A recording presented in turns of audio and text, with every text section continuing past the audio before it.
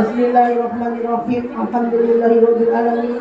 Wassalatu wassalamu ala asrofil anbiya'i wal mursalin sayyidina wa maulana Muhammadin wa ala alihi wa sahbihi ajma'in. Amin. Puji dan puji syukur marilah kita panjatkan kehadirat Allah Subhanahu wa taala yang mana pada siang hari ini kita bisa berkumpul di majelis ilmi yang penuh barokah ini dalam keadaan sehat iman, sehat jasmani dan sehat rohani. Salawat dan salam marilah kita haturkan kepada junjungan kita Nabi Agung Muhammad sallallahu alaihi wasallam, Nabi akhir zaman yang kelak syafaatnya kita nantikan di yaumil qiyamah nanti. Alhamdulillah semuanya.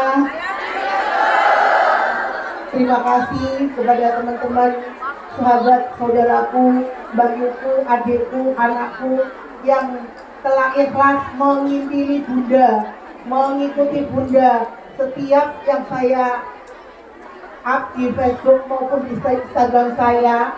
Terima kasih atas keikhlasan panjenengan sudah terlilit dengan transfer keluarga, tapi panjenengan tidak lupa dompetnya lebih ayem diisi dengan kertas yaitu infak masuk. Hanya Allah yang bisa mengganti, mudah-mudahan dimudahkan segala masalah panjenengan. Dan terima kasih kepada beliau Ustaz Hanan Ataki beserta keluarga yaitu Umi. Terima kasih telah dengan ikhlasnya melangkahkan kakinya dari Bandung menuju ke Hong Kong. Kalau dicapai dengan lari atau jalan kaki mungkin 100 tahun ya Ustaz ya, enggak sih, mungkin 1 tahun ya Ustaz, tapi alhamdulillah sekarang ada pesawat cuma 4 jam. Inilah wajah-wajah yang telah menggerbangkan Ustaz, inilah para mujahidah yang telah memberangkatkan Ustaz dari Bandung menuju ke Hong Kong. Inilah Ustaz, hanya doa. Kami mengharap doanya Ustaz untuk kesuksesan kami, bahwa kami dari PT dalam keadaan sehat berangkat ke Hong Kong berguna, yaitu tujuan kami untuk mencari rezeki agar masa depan anak-anak kami tidak seperti kami jadi babu, jadi komian Ustaz, agar nasib anak-anak kami lebih baik dari kami. Doakan kami Ustaz, mudah-mudahan kami berangkat dengan sehat, pulang juga dalam keadaan sehat. 2024 kemarin banyak pejuang yang meninggal dunia.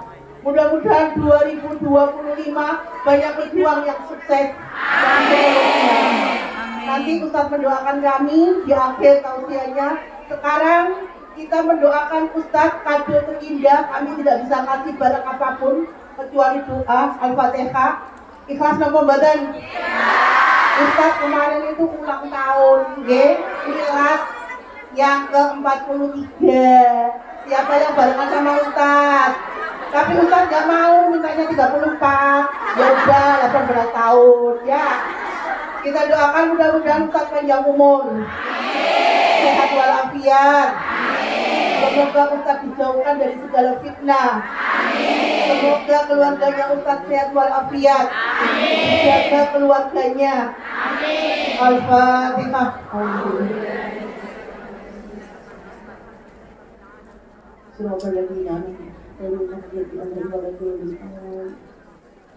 Hanya ini yang kami persembahkan, kado yang terindah di ulang tahunnya Ustaz pas di Hong Kong.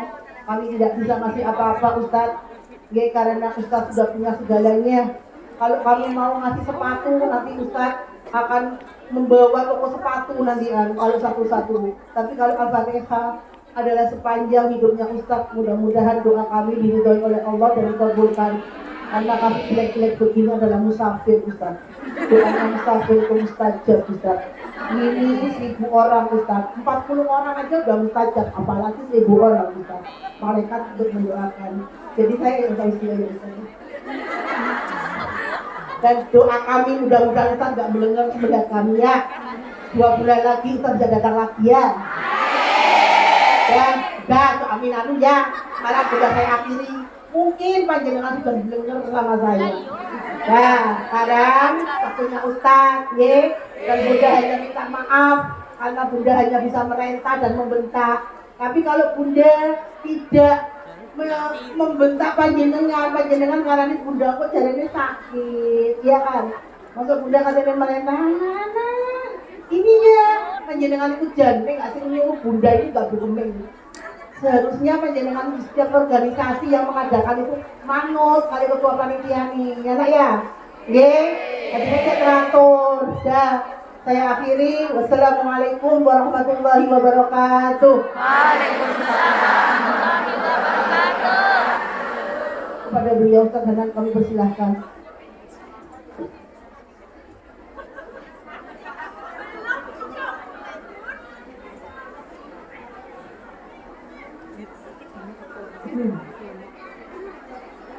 Biasanya saya kalau ceramah mana-mana itu ya tenang, dilayani, cuma di ngomong yang dimarah-marahin sama bunda, marahin, dibully, balik lagi ke Hongkong, balik lagi ke Hongkong, enggak itu yang namanya sih.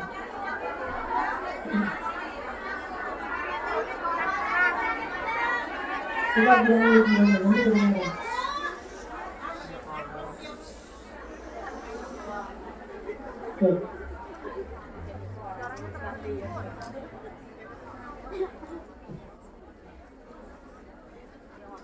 Bismillahirrahmanirrahim. Assalamualaikum warahmatullahi wabarakatuh. Waalaikumsalam warahmatullahi wabarakatuh. Alhamdulillahirabbil alamin. Alhamdulillahilladzi bi ni'matihi tatimmu shalihat wa bi fadlihi tatanazzalul khairat wal barakat wa bi tawfiqihi tatahaqqaqul maqasid wal ghayat. Asyhadu an la ilaha illallah wahdahu la syarika lah wa asyhadu anna sayyidana Muhammadan abduhu wa rasuluhu alladzi la nabiyya ba'dahu. Allahumma salli ala sayyidina Muhammadin wa ala alihi wa ashabihi ajma'in. Rabbana hab lana hukman wa alhiqna bis salihin. Rabbi shrah li sadri wa yassir li amri wahlul 'uqdatam min lisani yafqahu qawli, amma ba'd. Apa judul sharing kita pada siang hari ini?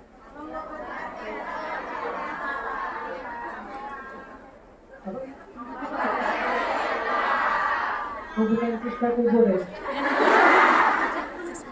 Saya pikir siksa kubur mengobati hati yang terluka. Baik, teman-teman yang dirahmati Allah Subhanahu Wa Taala, suatu ketika ada seorang ibu yang mengirim putranya untuk berjihad, karena di zaman itu setiap anak muda laki-laki itu punya kewajiban namanya wajib militer. Kalau negaranya sedang diserang, mereka wajib untuk bela negara. Nah, ceritanya ada seorang ibu yang mengirim putranya untuk berperang membela negara. Dia berangkat bersama beberapa orang temannya, tetangganya, pergi berperang. Setelah peperangan selesai, tetangga dan pemuda-pemuda di kampung itu pun pulang, dan mereka mendatangi rumah ibu ini. Tok-tokan, assalamualaikum, waalaikumsalam, disuruh masuk. Sampai di dalam rumah mereka cerita, ternyata putra ibu ini telah meninggal dunia. Putranya syahid dalam peperangan. Jadi tetangganya, teman-temannya bawa pulang berita duka. Disampaikanlah bagaimana heroisme perjuangan putranya di medan perang. Dia adalah seorang anak muda yang pemberani, hebat, luar biasa semangatnya, dan Allah mentakdirkan dia mendapatkan pahala syahid. Mendengar berita duka tentang kehilangan putranya, karena sebelumnya ibu ini juga sudah kehilangan suaminya, dia gak punya siapa-siapa di rumah selain putranya itu. Tapi sekarang putranya pun telah syahid. Sehingga ketika dia sudah mendengar berita syahid putranya, meninggal putranya, ibu ini bersedih, menangis. dia sangat sedih, dia sangat terpukul, dia sangat merasa kehilangan, dia sangat terluka atas meninggal putranya tersebut. Kemudian ibu ini bertanya kepada anak-anak muda yang hadir waktu itu, yang membawa berita duka itu. Kata ibu ini, adakah di antara kalian seseorang yang hafal Al-Quran? Kemudian salah satu di antara pemuda itu angkat tangan, ya saya hafiz. Kata ibu ini, kalau begitu hiburlah saya dengan ayat Allah.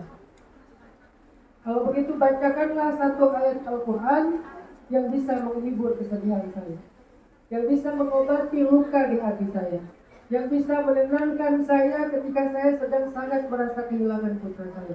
Bacakanlah untuk saya ayat yang bisa menghibur dan mengobati hati saya.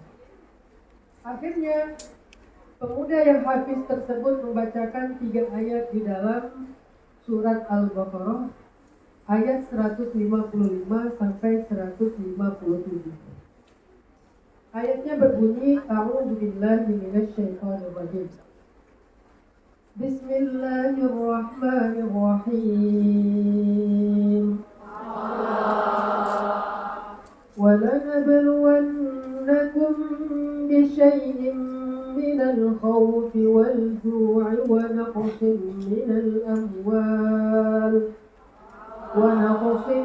من الأموال والأنفس والثمرات وبشر الصابرين الذين إذا أصابتهم مصيبة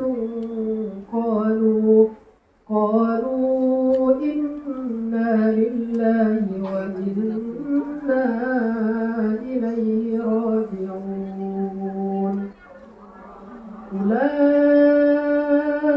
عليهم صلوات من ربهم ورحمة وأولئك هم المهتدون.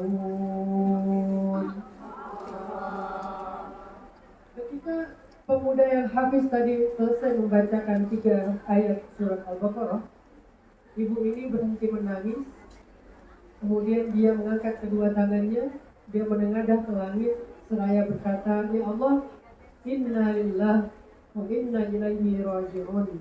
Ya Allah, semua kami milikmu dan kepada Engkau lah semua ini akan kembali.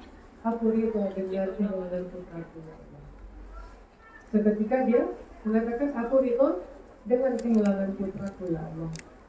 Barulah dia kemudian masuk ke dalam rumahnya, ke dapurnya, dia siapkan makanan, dia hidangkan makanan terbaik untuk tamu-tamunya. Dia katakan, aku ingin menjamu kalian hari ini dengan kabar gembira kesyahidan putraku. Jadi bagi dia tadi syahid putranya adalah kabar duka, tapi setelah dibacakan ayat Al-Quran, dia jadi ridho dan ikhlas sampai dia merasa bahwa kabar syahidnya putra dia adalah sebuah kabar gembira. Sebagai rasa syukur, dia menjamu makan mereka dengan makanan terbaik yang dia punya. Inilah sepenggal cerita yang mengawali kajian kita pada surah ini. Dari sini saya pengen ngajak kalian belajar tentang sesuatu. Ternyata teman-teman, orang-orang yang beriman itu punya cara sendiri dalam mengobati luka. Baik luka hati, luka perasaan, luka mental, luka pikiran, mereka punya cara sendiri untuk mengobati luka. Orang-orang yang beriman, perempuan-perempuan solihah punya cara sendiri untuk berhibur ketika mereka sedang dalam keadaan jenuh, ketika mereka sedang dalam keadaan bete, ketika mereka sedang marah. Mereka punya cara sendiri untuk merilis kemarahan mereka. Mereka punya cara sendiri untuk menghibur kesedihan mereka. Mereka punya cara sendiri untuk mengobati luka-luka mereka. Dan orang beriman itu punya cara yang tidak dimiliki kecuali hanya oleh orang beriman saja. Dan caranya sangat ajaib. Saking ajaibnya cara ini bisa membuat luka mereka sembuh seketika, dalam hitungan detik atau dalam hitungan menit saja. Luka yang sebegitu dalam, kehilangan seorang putra satu-satunya, Meninggalnya bukan di pangkuannya, bukan karena sakit terbaring di atas tempat tidur, tapi meninggalnya di medan perang. Yang nggak tahu gimana kondisinya, mungkin putus tangannya, mungkin putus kepalanya, meninggal dalam kondisi yang tragis. Putra satu-satunya, nggak sempat dilihat akhir hayatnya, nggak ketemu lagi dengan dia, nggak tahu di mana kuburannya. Luka yang begitu dalam seketika sembuh dengan cara berobatnya orang yang beriman. Pertanyaannya, bagaimana cara orang beriman itu mengobati lukanya? Bagaimana cara orang beriman itu menghibur kesedihannya? Ternyata salah satu cara orang beriman mengobati luka adalah dengan Al-Quran. Dan ini kita nggak ngerti kalau kita belum sampai di level orang beriman. Kalau kita baru sampai di level orang biasa, manusia biasa, kita nggak ngerti gimana rasanya Al-Quran itu jadi penyembuh. Gimana rasanya Al-Quran itu jadi hiburan. Gimana rasanya Al-Quran itu bisa mengobati luka-luka kita, itu nggak ngerti. Kenapa? Karena kita memang belum tahu dan belum sampai ke level itu. Dan hari ini kita pengen belajar gimana caranya sampai ke level ketika kita sedang terluka, Al-Quran jadi obat bagi kita. Sampai ke level ketika kita sedang sedih, Al-Quran menghibur kita. Sampai ke level ketika kita sedang galau, Al-Quran menjadi petunjuk bagi kita. Sampai ke level ketika kita sedang merasa lemah, gak berdaya, mau nyerah, Al-Quran menguatkan kita.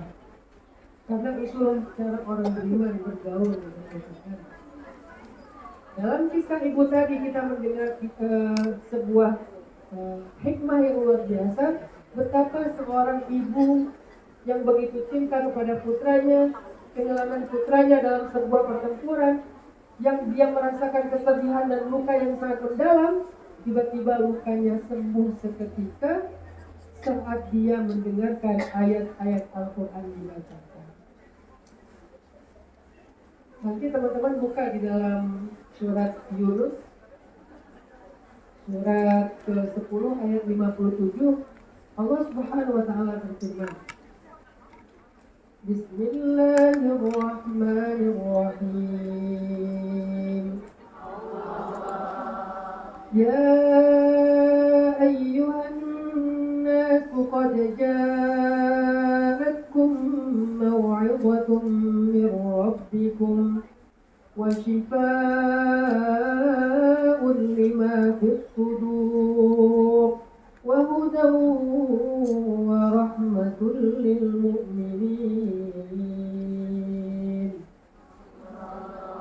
Wahai manusia, telah datang kepada kalian nasihat dari Tuhan kalian dan penyembuh terhadap penyakit di dalam dada kalian, dan juga petunjuk serta rahmat bagi orang yang beriman.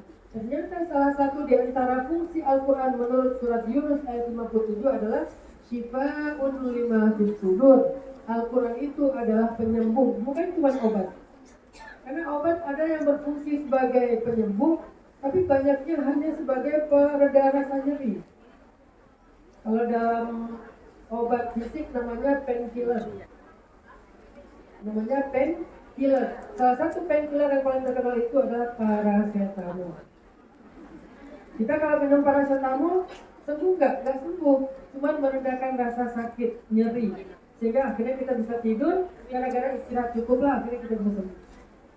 Jadi fungsi dari paracetamol itu bukan menyembuhkan, tapi meredakan rasa sakit atau nyeri. Istilahnya pereda nyeri, bukan penyembuh, pereda nyeri. Bahasa medisnya painkiller. Painkiller itu yang paling ringan itu paracetamol. Untuk orang yang sakitnya udah parah kayak cancer segala macam, sampai dikasihnya morfin. Tapi dengan resep dokter ya, dan itu legal, boleh. Dengan resep dokter, namanya painkiller. Itu obat, fungsinya bukan menyembuhkan, fungsinya hanya mereda rasa nyeri. Kalau di mental ada namanya mood stabilizer. Kalau di penyakit mental disebut dengan mood stabilizer. Jadi kalau misalnya ada orang yang sakit mental, lagi anxiety, bipolar, skizo, dan seterusnya, dia datang ke psikiater, nanti dikasih resep obat untuk menenangkan diri kalau lagi kambuh, namanya itu mood stabilizer. Dia minum pil itu, yang tadinya dia pengen ngamuk-ngamuk, tiba-tiba jadi tenang, nggak marah-marah lagi. Dalam masa tenang ini kemudian dia baru diterapi. Dan obat-obat ini fungsinya sebetulnya bukan untuk menyembuhkan, tetapi untuk menahan rasa sakit dan yang gak nyaman pada tubuh seseorang. Itu fungsi obat. Tapi kalau Al-Quran, Allah nggak menyebutnya sebagai dawa, sebagai obat, menyebutnya sebagai syifa, sembuh. Karena ada dawa yang menyembuhkan, ada dawa yang sekedar mereda rasa nyeri, ada dawa yang sekedar menghibur. Ada obat yang fungsinya cuma menghibur. Maksudnya apa? Kadang-kadang orang tua atau ibu gitu ya, karena untuk membuat anaknya tersugesti buat sembuh, dikasihlah kayak misalnya cuma dikasih disuruh makan apa gitu.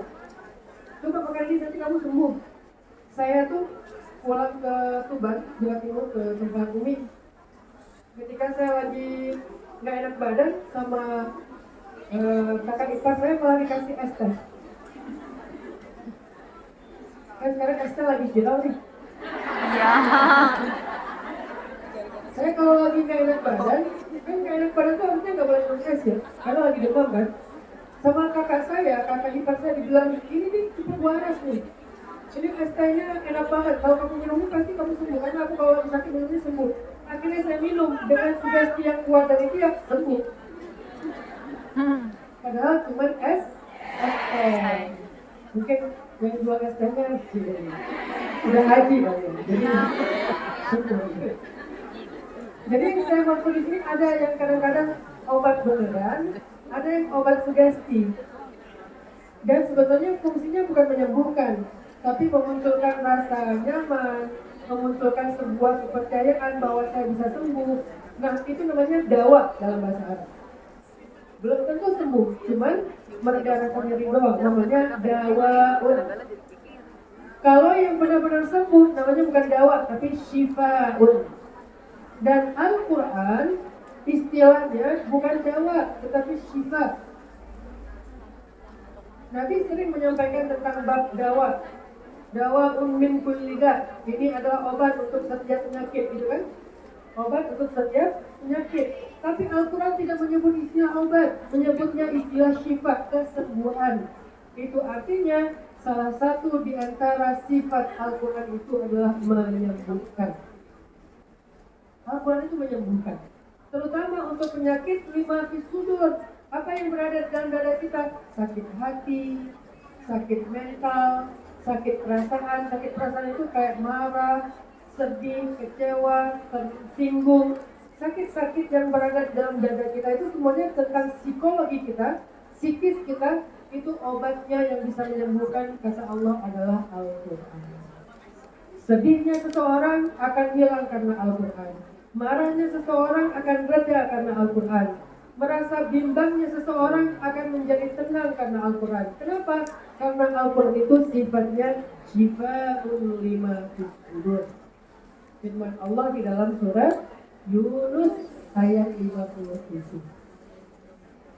Maka itulah yang terjadi kepada ibu tadi. Ketika dia sedang sedih, dia merasa kehilangan, dia sedang berduka, dia sedang panik attack karena berita buruk itu.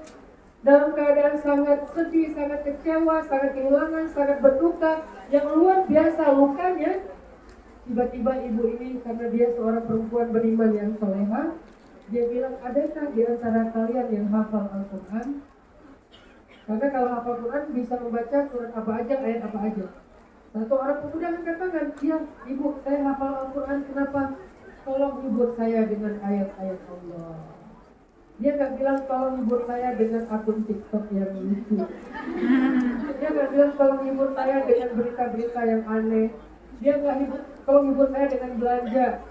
Apa misalnya beli apa. Kan shopping itu katanya hiburan ya. Walaupun setelah shopping jadi bete lagi karena habis duitnya. Jadi stres gitu. Uang tabungan tiba-tiba habis. Tolong hibur saya dengan ajak saya jalan-jalan ke luar negeri. Enggak, dia nggak ngomong kayak gitu. Dia ngomongnya tolong hibur saya dengan ayat Allah. Tolong hibur saya dengan ayat Allah. Akhirnya laki-laki ini, anak muda yang hafiz ini membacakan firman Allah di dalam surat Al-Baqarah ayat 155 sampai 157. Apa arti ayatnya? Sesungguhnya, kata Allah, kami pasti akan menguji manusia dengan sedikit rasa takut, dengan sedikit rasa lapar, dengan sedikit kekurangan dan kehilangan, baik jiwa maupun buah-buahan. Dan sampaikanlah berita gembira kepada orang-orang yang sabar. Ini hiburannya. Karena tadi sedih. Gimana dia gembira? Allah menjanjikan sesuatu. Sampaikanlah berita gembira kepada orang-orang yang sabar. Wa basyiris sabirin. Siapa itu orang yang sabar? Siapa orang yang bakal dapat berita gembira setelah ini? Orang yang apabila ditimpa dengan satu musibah dia mengatakan, Inna lillahi wa inna ilaihi raji'un. Orang yang dapat berita gembira, orang yang sabar adalah orang yang kalau ditimpa musibah, dia dengan penuh keyakinan dan kesadaran mengatakan, Ya Allah, semua kami milik Engkau. Saya milik Engkau, suami saya milik Engkau, anak-anak saya milik Engkau, harta saya milik Engkau, Ya Allah. Jadi jika Engkau mengambilnya kembali, itu bukan punya saya. Jadi saya nggak layak untuk marah. Itu memang punyamu, Ya Allah. Dia katakan itu dengan kalimat innalillahi wa inna ilaihi raji'un. Lalu hatinya menjadi ridho, menjadi ikhlas dengan ketetapan Allah. Mereka itulah yang disebut orang sabar, dan mereka itulah yang mendapatkan berita gembira. Apa berita gembiranya? Ulaika alaihim salawatun min rabbihim wa rahmah. Mereka lah orang yang mendapatkan salawat dari Allah. Ternyata Allah bukan cuma bersalawat kepada Nabi. Innallaha wa malaikatahu. Ternyata Allah bukan cuma bersalawat untuk Nabi. Malaikat bukan cuma bersalawat untuk Nabi. Ternyata orang-orang sabar juga dapat salawat dari Allah. Saking istimewanya orang yang sabar. Dan Nabi adalah pemimpinnya orang yang sabar. Nabi kita Nabi yang sangat sabar. Istri Nabi kita istri yang sangat sabar. Anak-anak Nabi kita anak-anak yang sangat sabar. Sahabat Nabi kita sahabat-sahabat yang sangat sabar. Dan Allah berselawat kepada mereka semuanya karena mereka adalah ahlus sabr, orang yang sangat sabar, orang yang sabirin. Apa arti salawat Allah? Salawat Allah itu adalah kemuliaan, ampunan, rahmat, kasih sayang, anugerah di dunia dan di akhirat. Itu semuanya masuk kategori salawat. Atau sebagian ulama tafsir mengatakan salawat itu adalah ampunan, kemuliaan dan surga. Itulah salawat Allah. Jadi setiap kali kita bersabar atas ujian, Allah menjaminkan surga untuk kita. Setiap kali kita sabar atas ujian, dijaminkan lagi surga. Setiap saat dijaminkan surga, diangkat derajat, dimuliakan, diberikan ampunan dosa. Itulah arti dari salawat. Sedangkan rahmat, karena salawat dan rahmat janjinya, sedangkan rahmat adalah anugerah-anugerah di dunia. Seolah-olah Allah mengatakan berita gembiranya itu ada di akhirat dan ada di dunia. Bukan cuma di akhirat, bukan cuma di alam kubur, bukan cuma di padang mahsyar, tapi berita gembiranya juga bakal dia dapatkan selama hidup di dunia. Warahmah, dan rahmat Allah di dunia. Wa ulaika humul muflihun, dan mereka itulah orang-orang yang beruntung. Siapa mereka? Orang yang sabar. Nah, ibu ini setelah mendengar ayat tersebut dibacakan oleh laki-laki yang hafiz tadi, langsung ngerti, oh ini ternyata makna dari ujian saya. Oh ini ternyata hakikat dari ujian saya. Sehingga beliau langsung berusaha untuk menjadi orang yang sabar, ingin mendapatkan berita gembira dari Allah. Sehingga ibu ini mengangkat tangannya dan mengatakan, Inna lillahi wa inna ilaihi raji'un. Ya Allah, aku ikhlas. Ya Allah, aku ridha. Ya Allah, aku terima kalau anakku syahid, dan itulah yang terbaik untuk dia. Dia bukan milikku, dia milik Engkau, ya Allah. Langsung ke dapur, masak, dikasih hidangan sebagai rasa syukur atas berita gembira syahid kita. Ini contoh seorang perempuan solehah yang sembuh dari sakit, sembuh dari luka, sembuh dari kesedihan, seketika setelah mendengar ayat Al-Quran. Ini poin pertama. Maka kalau misalnya kita ingin belajar bagaimana cara sembuh dari luka menurut orang-orang saleh, Bagaimana cara orang-orang beriman itu menyembuhkan luka batin mereka? Cobalah belajar menjadikan Al-Quran sebagai syifa, sebagai kesembuhan. Belajar sampai kita berhasil. Saya kadang berhasil, kadang belum berhasil, belajar lagi. Tapi makin sering belajar, makin sering berhasilnya. Sampai ketika ada masalah, saya selalu ada ayat yang bisa menghibur saya. Ketika ada masalah, ada ayat yang bisa menguatkan saya. Ada masalah, ada ayat yang bisa menyembuhkan luka saya. Selalu kayak gitu. Misalnya ego. Ketika ego kita tinggi, marah kita besar, dan kita kayak susah banget untuk merendahkan ego, meminta maaf, segala macam. Saya baca ayat di dalam surat Al-Imran ayat 134. Misalnya Allah berfirman, الذين ينفقون في السراء والضراء والكاظمين الغيظ والعافين عن الناس والله يحب المحسنين. Apa ayat egonya? Kazimin al-ghaiz wal 'afina 'anil nas. Orang yang menahan marahnya dan memaafkan orang lain. Memaafkan pasangan, memaafkan anak, memaafkan saudara, memaafkan teman. Dia nahan amarahnya, gak meledak-ledak. Kenapa dia bisa menahan amarahnya dan egonya? Karena dia membaca ayat kazimin al-ghaiz wal 'afina 'anil nas. Apa yang membuat dia termotivasi? Kata Allah, wallahu yuhibbul muhsinin. Allah mencintai orang yang berbuat ihsan. Ya udahlah, aku tahan ego dan marah aku supaya aku dapat cinta Allah. Dan rasanya cinta Allah lebih berharga daripada meluapkan kemarahan. Jadi sabar lagi, nahan lagi amarahnya. Kenapa? Dituntun oleh Al-Quran. Atau saya pernah membaca ayat dan hadis tentang sifat ar-rifq. Allah itu maha rafiq, maha rifq. Kata Nabi, sesungguhnya Allah itu sangat rifqun. Rifqun itu apa ya? Lembut tapi dalam masalah muamalah. Bukan sifatnya, tapi dalam masalah muamalah. Dan Allah mencintai rifqun. Allah akan memberikan sesuatu yang diminta dengan cara rizki dan tidak memberikan sesuatu yang diminta dengan cara unfi, paksa. Ini maksudnya apa? Kita tuh kalau berdoa itu jangan marah-marah, jangan tantrum, jangan paksa Allah, jangan ngancam Allah. Ya Allah, apalagi maumu? Ya Allah, apalagi yang kurang dari saya? Ya Allah, saya marah kepadamu, engkau tidak adil. Itu namanya unfin, itu namanya maksa. Allah tak akan ngasih seseorang yang meminta dengan cara kayak gitu. Allah akan memberikan seseorang yang meminta dengan rezeki. Rezeki itu, ya Allah, engkau maha baik. Ya Allah, engkau maha penyayang. Walaupun sudah bertahun-tahun dia meminta, dia masih meminta dengan lemah lembut. Itu namanya rezeki. Baru Allah kasih. Sehingga ketika saya sedang merasa ada doa saya yang belum dikabulkan, saya agak merasa kayak kecewa, merasa khawatir, merasa bingung. Kok doa saya belum dikabulkan? Padahal saya sudah berdoa di depan Ka'bah, di Rasulullah, bla bla bla. Tapi kok belum dikabulkan? Saya nggak akan marah sama Allah. Kenapa? Makin saya marah, makin doa itu menjauh dari saya. Makin nggak dikabulkan, makin lembut doanya. Makin nggak dikabulkan, makin memuji Allah. Dan itu dibaca dari Al-Quran dan dilanjutkan di dalam hadis. Akhirnya jadi hiburan dari kekecewaan.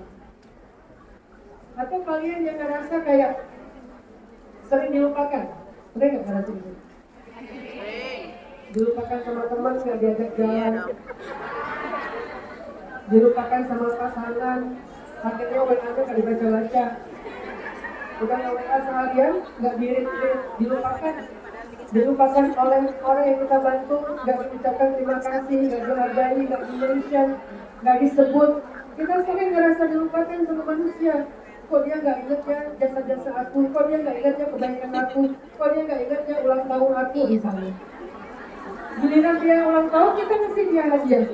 Giliran kita ulang tahun ucapan aja nggak ada, dilupakan. Merasa dilupakan oleh manusia, dilupakan oleh keluarga, dilupakan oleh teman. Itu nggak enak, itu sedih banget. Sehingga Al-Quran menghibur kita. Al-Quran menghibur kita. Ketika kita sering ingat orang lain tapi kita dilupakan, Al-Quran menghibur kita dengan kalimat Fadhkuruni azkurkum. Ingat aku pasti ingat kamu. Jadi kalau misalnya kita ngerasa sering mengingat manusia, aku ingat kok ulang tahunnya, aku ingat kok kebaikan dia, aku ingat kok janji sama dia, aku ingat kok ini dan itu, tapi kita malah dilupakan, maka Allah memberikan kita hiburan di dalam Al-Baqarah ayat 152, "Fadhkuruni", makanya ingat aku aja. Kenapa? Kalau kamu ingat aku pasti ingat kamu. Aku ingat ulang tahun kamu, aku ingat ketika kamu susah. Kita kan sering ya, kayak ngerasa udah perhatian dan ingat kepada teman yang lagi susah. Tapi pas kita lagi susah, dia yang lupain kita. Maka Allah bilang, "Fadhkuruni", ingat aku aja. "Adhkurkum", ingat aku ketika kalian sedang senang dengan cara bersyukur dan bilang Alhamdulillah. Nanti aku akan ingat kalian ketika kalian susah. Dan aku gak akan meninggalin kalian. Itu hiburan buat kita. Oh iya. Memang kalau manusia itu pelupa, yang maha mengingat itu Allah. Jadi kalau saya sekarang dilupakan sama manusia, ya udahlah. Gak bisa juga saya memaksa dan menuntut segala hal kepada mereka. Minta supaya mereka selalu ingat saya, kayaknya agak susah ya. Daripada saya kecewa, mending saya ingat Allah aja. Ya Allah, kita sebut nama Allah, kita berzikir kepada Allah, kita berdoa kepada Allah, nanti Allah akan ingat kita. Begitu kita punya masalah, Allah yang ingat kita. Begitu kita berdoa, Allah tahu banget tentang kita masalahnya lagi apa. Ini hiburan Al-Quran untuk orang yang sedang merasa ditinggalkan dan dilupakan. Fadhkuruni adhkurkum. Jadi kalau kalian lagi ngerasa lagi dilupain orang-orang yang penting, orang-orang yang kalian harapkan mengingat kalian, coba ulang-ulang Al-Baqarah 152. Fadhkuruni adhkurkum. Fadhkuruni adhkurkum. Oh iya, Allah yang maha mengingat kita manusia. Hiburannya kayak gitu. Atau kalian yang lagi ngerasa kayak gak punya teman dekat untuk curhat. Sesekali curhat sama teman, dia curhat balik jadi adu nasib. Apalagi laki-laki jarang curhat. Kenapa? Karena laki-laki tidak bercerita. Tahunya laki-laki ada masalah gimana? Kalau dia udah lama kayak gini. Kalau udah lama kayak gini nih, ngerokok, berarti masalahnya banyak. Kalau saya, karena saya nggak suka merokok, kalau saya udah kopinya pahit, berarti masalahnya banyak. Kalau kopinya manis, berarti enggak. Tadi bunda, kopi saya manis atau pahit?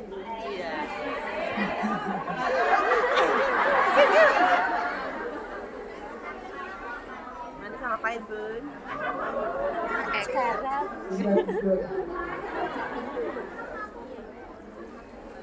Bunda soalnya capek. Semalaman saya gangguin. Kemarin saya ajak naik sepeda. Di mana itu naik, Bu? Ini kok. Yang jembatan ini. Kata Bunda, kaki saya sakit, Ustaz. Ayo olahraga. Maksudnya, makanya jangan undang saya, Bu. Kalau undang-undang lain mungkin cuma jalan-jalan di Mongkok, ya, di Konsumen. Undang saya diajak olahraga. Udah olahraga seharian naik sepeda, malamnya diajak nonton kembang api. Karena Bunda udah tidur, jam 11 saya bangunin, Bun, nonton kembang api.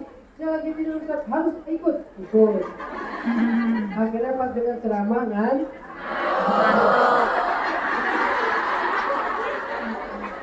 itu bedanya ngantuknya Bunda sama ngantuknya kalian. Kalau kita ngantuknya karena bosan, kita ngantuknya karena malas. Bunda ngantuknya karena capek berjihad, mengurus umat. Luar biasa, Bunda. Sampai di mana tadi? Oh, sampai kopi pahit.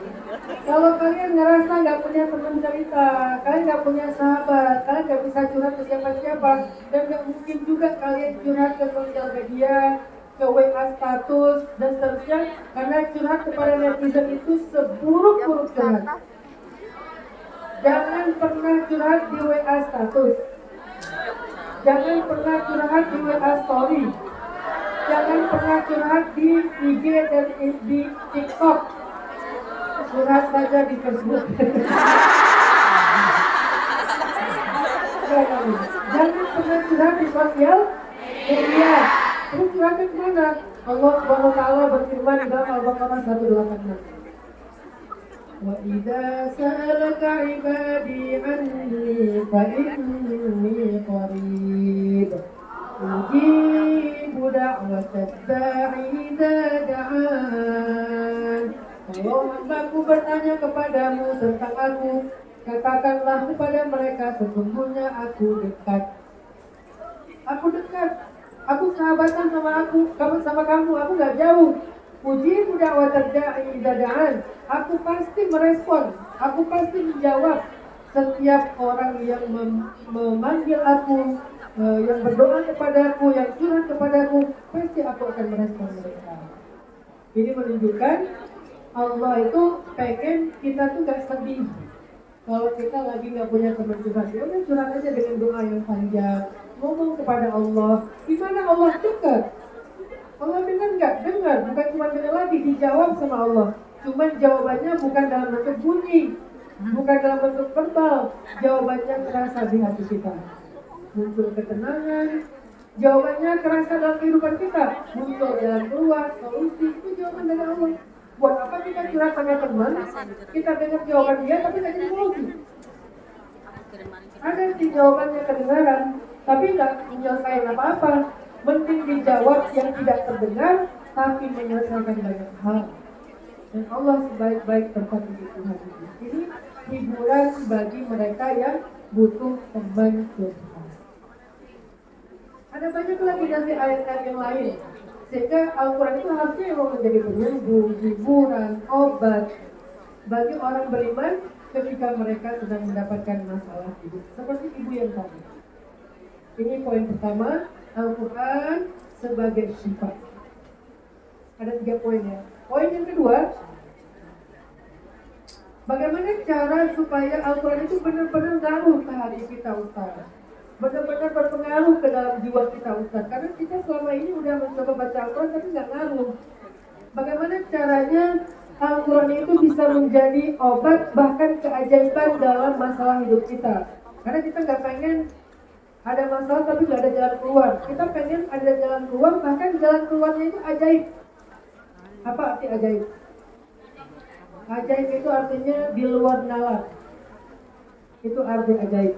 Jadi kalau Al-Quran menjanjikan keajaiban, berarti jalan keluarnya itu yang nggak pernah kita pikirkan, di luar nalar kita. Min haitsu la yahtasib, dari jalan-jalan yang tidak terduga. Itu namanya ajaib. Dari bahasa Arab yang menjadi bahasa Indonesia.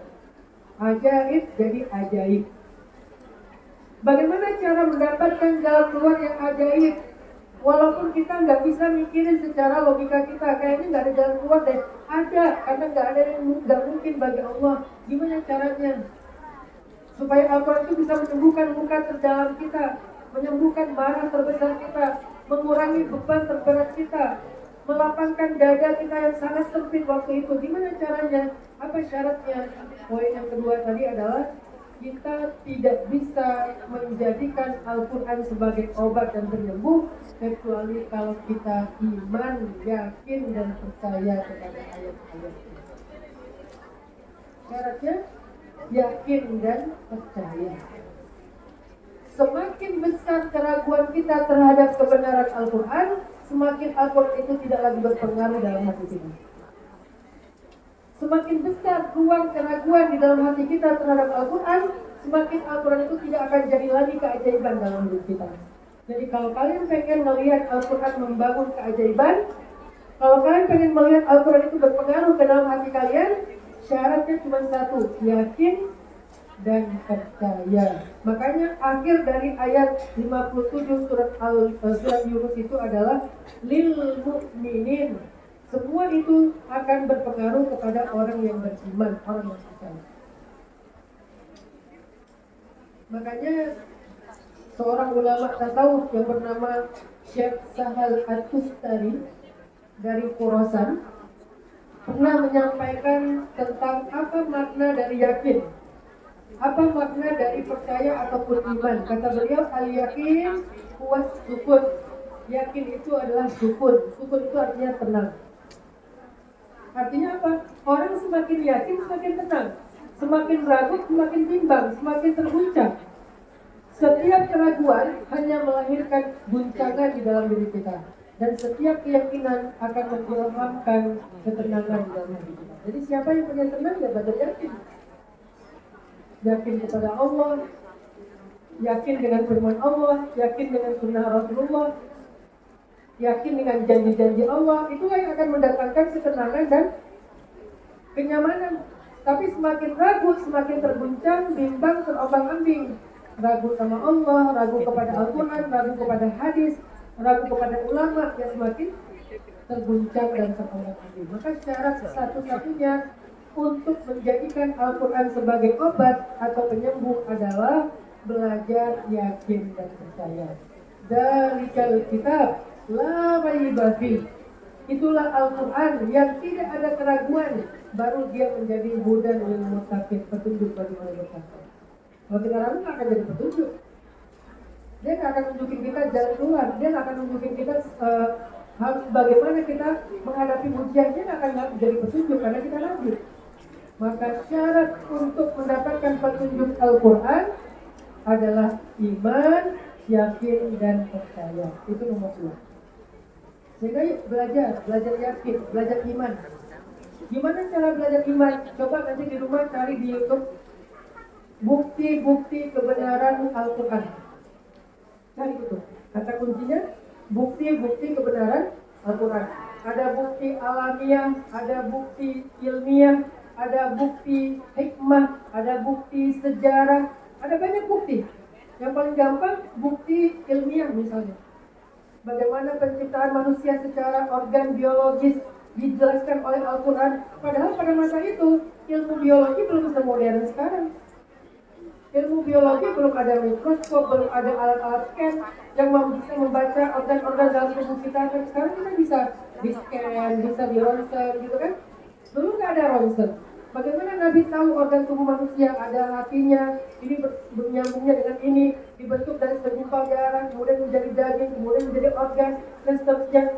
Proses penciptaan manusia di dalam kandungan. Karena kita bisa melihat kandungan kita bukan setelah 3 bulan, dari awal hamil udah bisa melihat, walaupun bentuknya belum jelas. Setelah 3 bulan sudah mulai jelas tuh.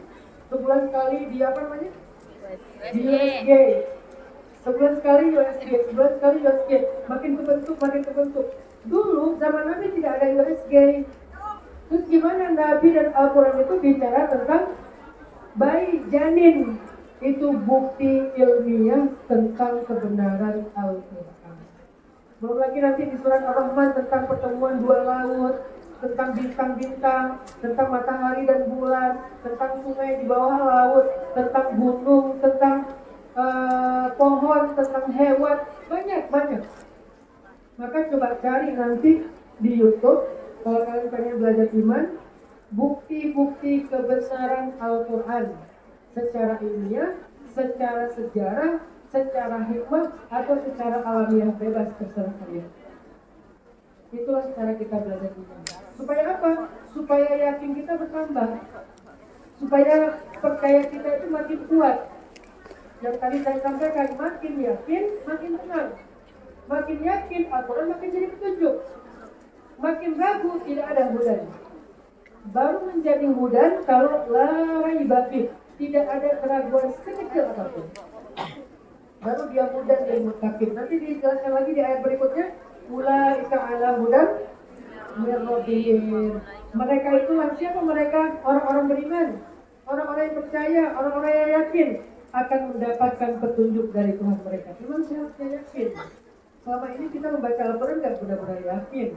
Kita hanya pengen pahala dari Al-Quran, bukan yakin atas kebenaran petunjuk Al-Quran. Jadi kita gak ngikutin petunjuknya, cuma ngambil ayat-ayat sakralnya untuk dapatin pahala doang. Nah, coba kita upgrade amaliyah kita. Dari mencari pahala, itu level 1 tuh, udah bagus, tapi baru level 1. Level 2-nya sudah mencari petunjuk. Level 1 membaca Al-Quran itu mencari pahala, 1 juz, 2 juz, khataman, 1 huruf aja 10 kebaikan, 10 pahala. Itu level 1. Tapi kalau kita cuma di level 1, kita punya masalah dalam hidup, kita gak akan dapat jalan keluar. Walaupun baca Al-Quran itu udah berpahala. Sekarang coba upgrade, naik level 2. Saya membaca Al-Quran bukan hanya mencari pahala, tetapi mencari petunjuk hidup. Saya membaca Al-Quran mencari petunjuk hidup, bukan cuma mencari hal. Dan saya tidak akan mendapatkan petunjuk itu kecuali dengan satu syarat.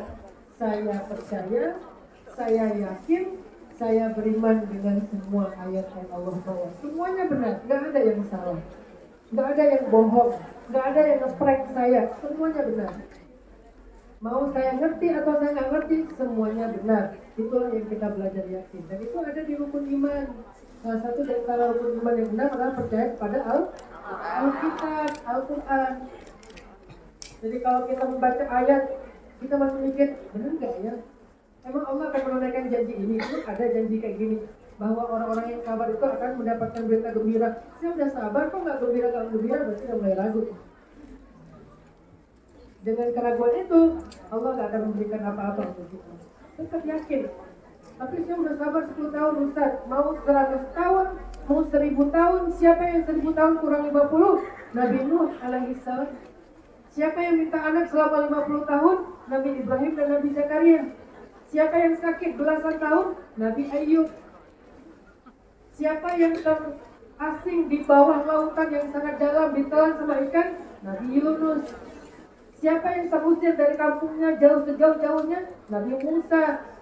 Artinya mereka juga pernah mengalami kondisi-kondisi yang berat, yang harusnya mereka jadi ragu. Ini bisa nggak ya saya pulang lagi ke Mesir? Ini bisa nggak ya saya keluar dari perut ikan? Ini bisa nggak ya saya dapatkan pertolongan Allah udah 950 tahun berdakwah?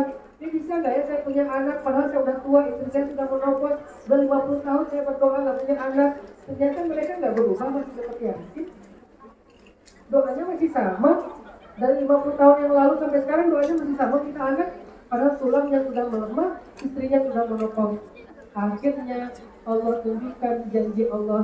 Nabi Ibrahim dan Nabi Zakaria sama-sama punya anak yang luar biasa. Nabi Ibrahim punya Ismail dan Ishak, Nabi Zakaria punya Yahya alaihissalam. Ini contoh yakin. Jadi poin yang kedua yang saya ingin share kepada teman-teman, kalian tidak akan bisa menjadikan Al-Quran sebagai petunjuk. Kalian tidak akan bisa menjadikan Al-Quran sebagai obat. Kalian tidak akan bisa menjadikan Al-Quran sebagai penyembuh kalau kalian ragu terhadap kebenaran Al-Quran.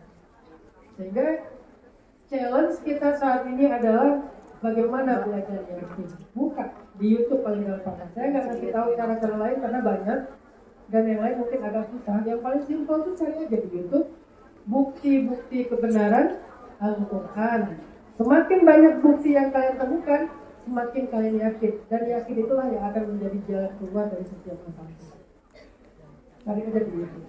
Atau cari di sosial media juga boleh. Walaupun di sosial media kadang-kadang keluarnya agak acak ya, tapi kalau di YouTube lebih kreatif. Mau lebih spesifik lagi, nggak tahu di Hong Kong populer nggak pakai ChatGPT.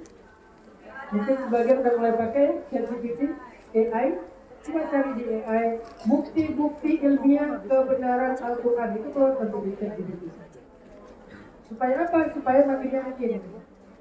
Nanti mau pakai referensi, cari dia referensi buku-buku tentang kebenaran Al-Quran. Walaupun kita nggak bisa baca bukunya, minimal kita tahu referensinya. Nanti cari di Google buku dalam bentuk PDF, e-copy atau software, baca kalau ada waktu. Kalau nggak ada, YouTube aja nonton yang ringan-ringan, YouTube Short misalnya. Tapi tentang kebenaran Al-Quran ilmiah, kebenaran Al-Quran di lautan, kebenaran Al-Quran di gunung dan seterusnya. Itu semuanya akan menambah iman dan yakin kita kepada Al-Quran. Itu poin kedua. Sedangkan poin yang ketiga dan terakhir, bagaimana caranya kalau kita udah yakin bahwa Al-Quran itu solusi, Al-Quran itu obat, Al-Quran itu penyembuh. Gimana cara kita menjadikannya sebagai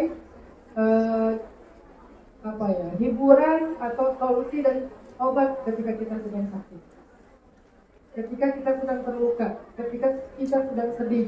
Gimana cara mengamalkan Al-Quran? Poin yang ketiga, saya pengen share sebuah tutorial cara menjadikan Al-Quran sebagai obat dan juga sebagai penyembuh luka mental kita. Caranya adalah baca atau carilah ayat-ayat yang tematik sesuai dengan tema masalah kalian. Karena gak ada masalah apa, cari ayatnya tentang itu. Dulu kami ketika masih belajar di pondok atau di Mesir, cara kami mencari ayat Al-Quran itu di sebuah kitab tebal namanya Fathur Rahman, kunci Al-Quran. Karena dengan kitab itu kita kayak menemukan indeks ayat-ayat apa, misalnya mau nyari tentang kalimat zikir, itu keluar semuanya ayat-ayat yang berkaitan dengan zikir. Tawakal, keluar semua ayat-ayat yang berkaitan dengan tawakal. Sabar, keluar semua ayat-ayat yang berkaitan dengan sabar. Itu dulu namanya kitabnya Fathur Rahman. Cuman kalau kalian pakai kitab itu kalian susah belajar bahasa Arab dulu. Kita bahasa Arab kritik aja kita kalau di Google ya. Jadi saya nggak akan menyarankan cara-cara yang susah, yang bukan santri. Kalau untuk kita sebagai orang awam, paling gampang lagi-lagi gunakan aja fasilitas teknologi. Bisa Google, bisa ChatGPT, bisa YouTube, bisa TikTok, bisa Instagram. Karena kita nggak mau buka sosmed hanya untuk hiburan aja, tapi bisa untuk belajar. Yang paling gampang balik lagi ya YouTube. Cari ayat dengan tema atau Google. Cari ayat tentang apa yang kalian lagi hadapi. Misalnya sedang diuji dengan kegalauan, merasa galau dengan hasil takdir, pengennya ini tapi kenyataannya itu. Yang diincar cowok Korea, dapatnya cowok Indonesia. Yang diincar kulit putih, dapatnya sao kematangan. Bukan matang lagi, kematangan. Yang diincar tingginya 2 meter, dapatnya 2 meter kurang 1 meter, banyak banget ya. Yang diincar apa misalnya, lebih muda misalnya, berondong, dapatnya aki-aki misalnya. Antara keinginan dengan kenyataan tuh beda. Dulu kita pengen kuliah ke luar negeri, akhirnya ke luar negeri tapi bukan kuliah malah kerja. Misalnya ya, pengen banget kuliahnya tuh di kampus-kampus luar negeri internasional yang terkenal gitu kan, dapat gelar sarjana, wisuda, posting di sosial media gitu. Nanti ada baju toga, nyatanya luar negeri juga, bukan kuliah tapi kerja. Gimana ya? Antara keinginan dengan kenyataan itu berbeda 360 derajat, berbeda jauh. Gimana kalau itu terjadi? Allah menghibur kita. Cari ayatnya, ayat galau. Fakta dan harapan berbeda. Search. Keluarlah ayatnya. Salah satunya adalah Al-Baqarah 216. وَعَسَىٰ أَن تَكْرَهُوا شَيْئًا وَهُوَ خَيْرٌ لَكُمْ وَعَسَىٰ أَن تُحِبُّوا شَيْئًا وَهُوَ شَرٌّ لَكُمْ وَاللَّهُ يَعْلَمُ وَأَنتُمْ لَا تَعْلَمُونَ.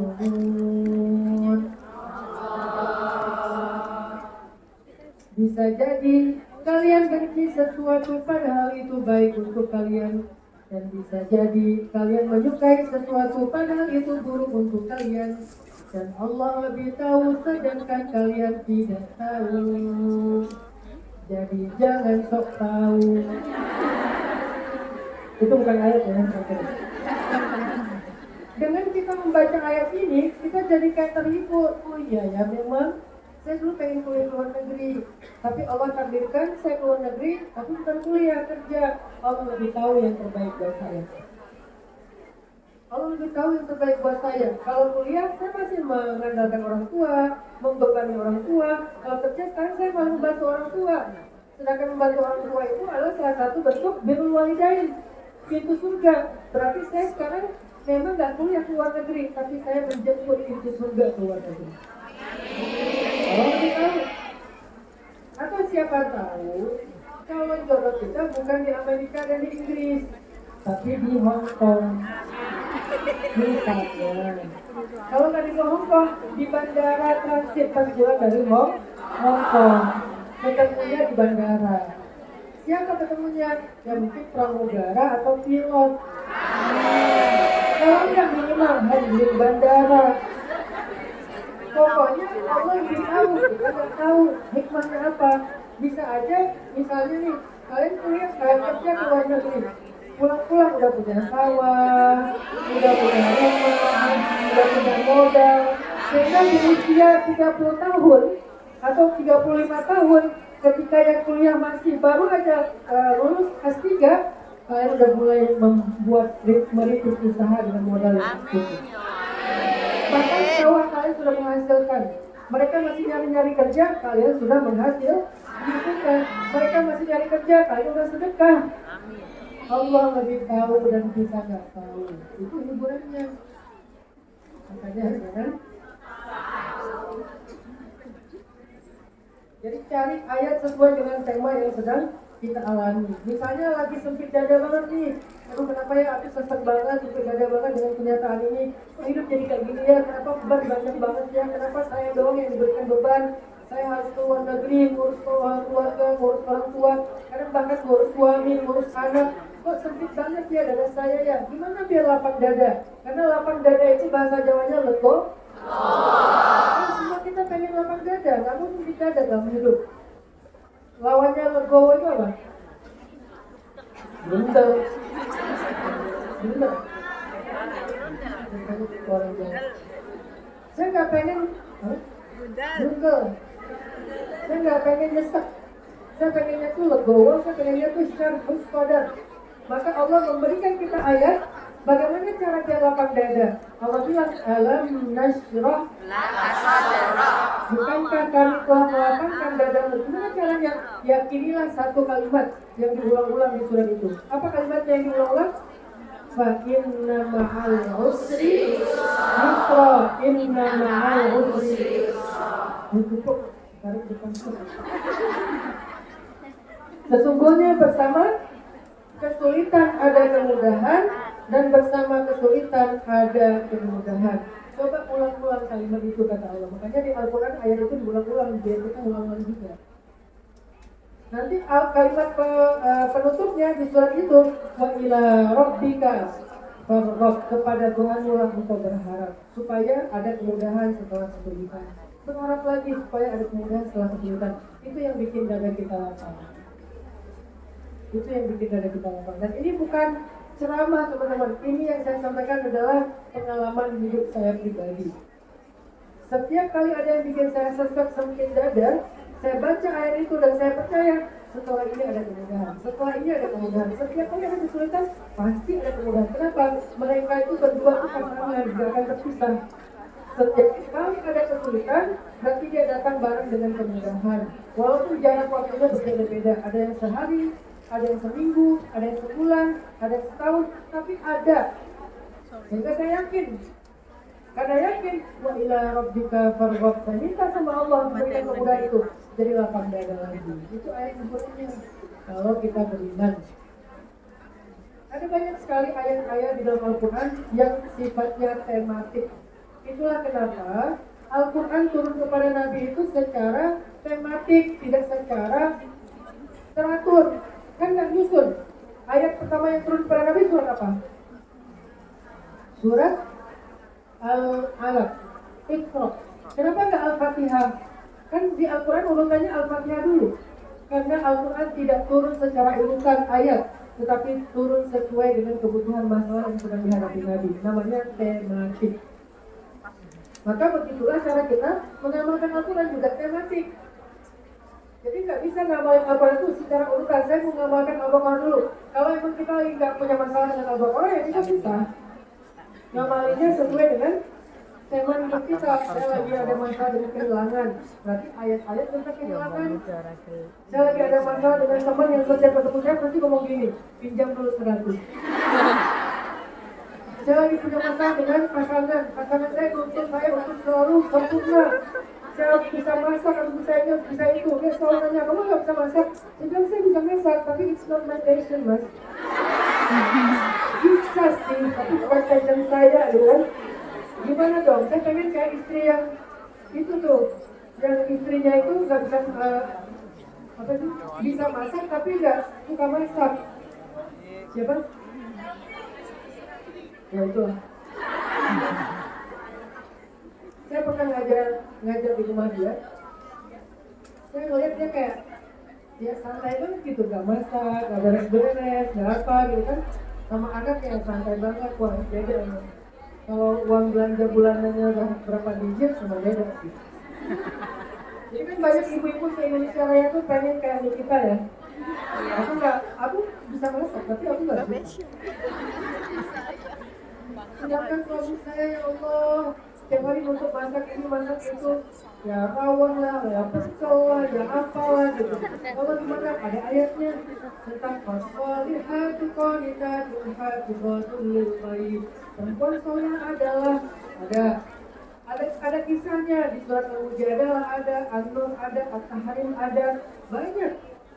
Jadi Al-Quran adalah petunjuk kalau kita mau mencarinya dengan cara tematik. Cari tema apa? Masalah ayat apa? Kalau kita beriman bahwa itu benar, maka ayat itu akan jadi petunjuk dan jadi keajaiban hati. Saya kira itu aja karena waktu kita terbatas, udah lewat 5 menit. Saya balikin lagi ke awal. Yang pertama, sebaik-baik obat dari setiap sakit dan luka di hati kita itu adalah Al-Quran. Karena Allah berfirman di dalam surat Yunus ayat 27, Al-Quran itu syifa, pasti bisa nyembuhin. Yang kedua, gimana cara biar ayat itu bisa menyembuhkan kita? Harus dengan iman, yakin, tidak bisa dengan cara buat. Sedikit saja kalian ragu, maka ayat itu tidak akan berpengaruh di dalam hati kalian. Yang ketiga, gimana cara ngamalinnya? Caranya amalkanlah secara tematik. Apa masalah kalian? Cari ayatnya, baca, ulang-ulang, renungkan.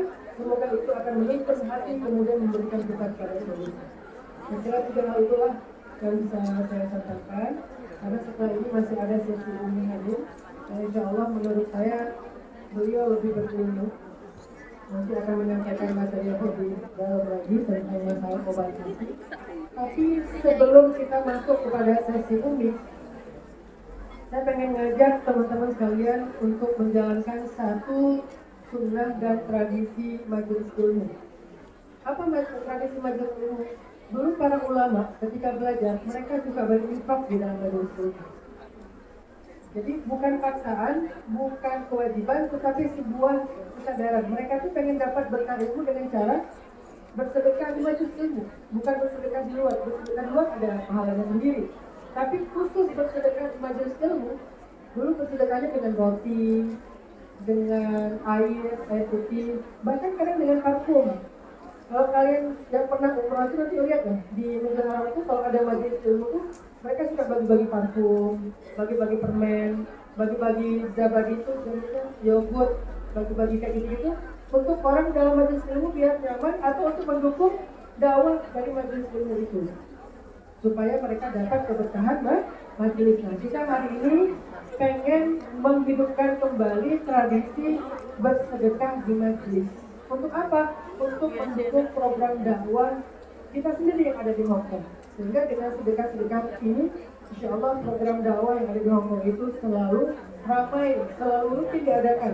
Dan Hong Kong menurut saya, walaupun isinya adalah para pekerja-pekerja perempuan, tapi saya udah keliling ke banyak negara.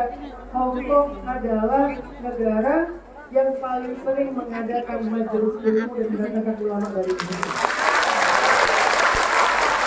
Kemana-mana, mereka mendatangkan ulama, bahkan mereka lebih elit loh. Mereka itu ada pelajar S3, profesor, kerja di pabrik-pabrik besar, kilang minyak, segala macam kan.